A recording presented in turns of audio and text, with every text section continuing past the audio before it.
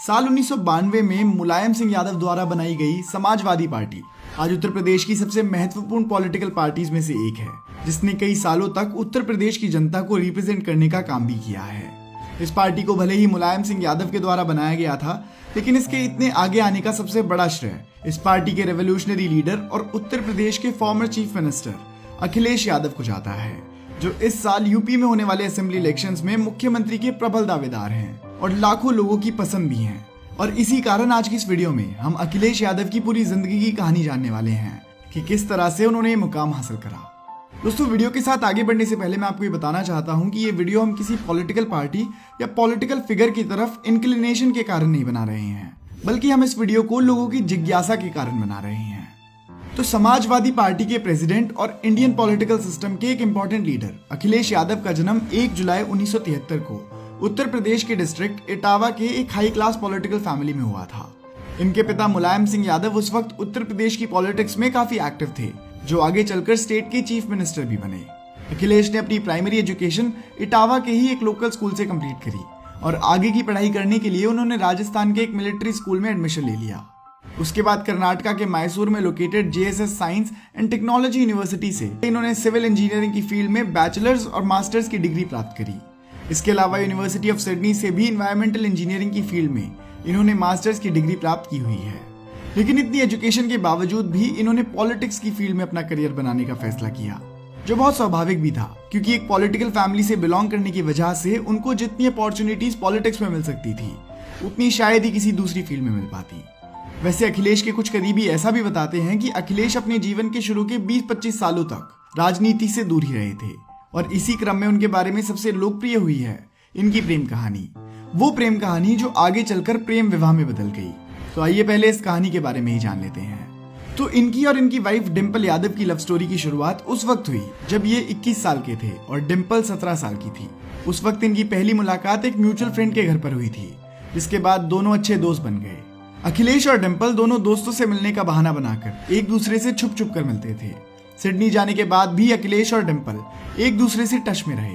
अखिलेश डिंपल को love letters लिखते थे और ग्रीटिंग कार्ड्स भी भेजते थे। ये सिलसिला करीब 4 सालों तक चला और जब अखिलेश अपनी पढ़ाई पूरी कर वापस उत्तर प्रदेश लौटे तो उन्होंने डिंपल से शादी करने का मन बना लिया।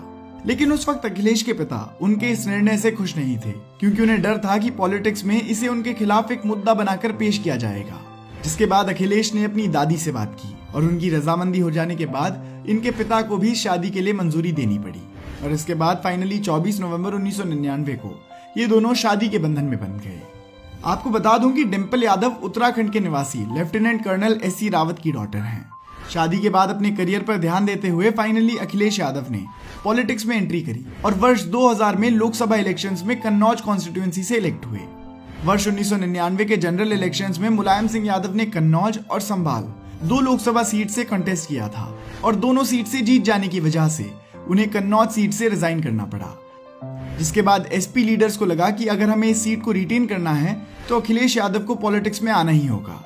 खैर, इलेक्शन के वक्त वो ऑलरेडी फूड, सिविल सप्लाईज और पब्लिक डिस्ट्रीब्यूशन कमेटी के मेंबर थे और साल 2000 के बाद से ये फुल टाइम पॉलिटिशियन के रूप में पॉलिटिकली काफी एक्टिव हो गए और 2004 के लोकसभा इलेक्शंस में डायरेक्टली हिस्सा लिया और जीत हासिल करके दूसरी बार मेंबर ऑफ पार्लियामेंट के रूप में चुने गए। और इस बार वो कई कमिटीज के मेंबर रहे, जैसे कि urban development, environment and forest, science and technology और प्रोविजन ऑफ कंप्यूटर्स, जिसमें उन्होंने अपने योगदान से सभी को इम्प्रेस किया और एक यूथ लीडर के रूप में न सिर्फ उन्होंने उत्तर प्रदेश में बल्कि पूरे देश में अपनी पहचान बनाई। इसके बाद साल 2009 के जनरल इलेक्शंस में भी उन्होंने जबरदस्त जीत दर्ज की और एक बार फिर मेंबर ऑफ पार्लियामेंट के रूप में चुने गए।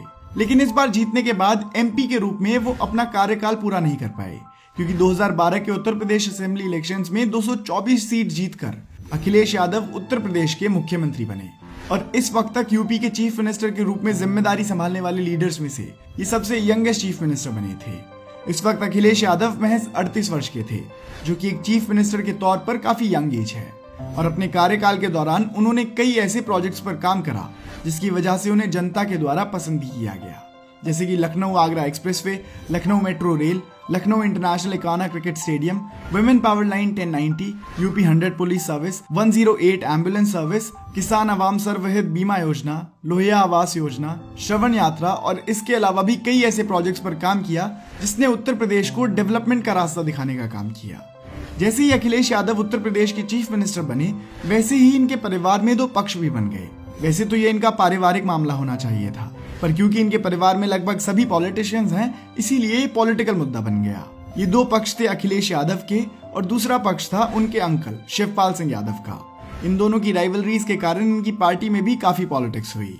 इसके अलावा अपने कार्यकाल के दौरान उन्होंने समाजवादी पार्टी को भी आगे ले जाने का काम किया, लेकिन इन सब के बावजूद साल 2017 के असेंबली इलेक्शंस में इनकी पार्टी को हार का सामना करना पड़ा और उत्तर प्रदेश के नए चीफ मिनिस्टर के रूप में योगी आदित्यनाथ ने जिम्मेदारी संभाली। लेकिन हार के बावजूद भी अखिलेश ने हार नहीं मानी और पॉलिटिक्स में लगातार सक्रिय रहे, जिसकी वजह से 2022 में होने वाले असेंबली इलेक्शंस में उन्हें मुख्यमंत्री के अहम चेहरे के रूप में देखा जा रहा है। खैर, रिजल्ट के बारे में तो किसी को कुछ भी नहीं पता है, लेकिन निश्चित ये है कि योगी आदित्यनाथ को टफ कॉम्पिटिशन देने में ये कामयाब रहेंगे।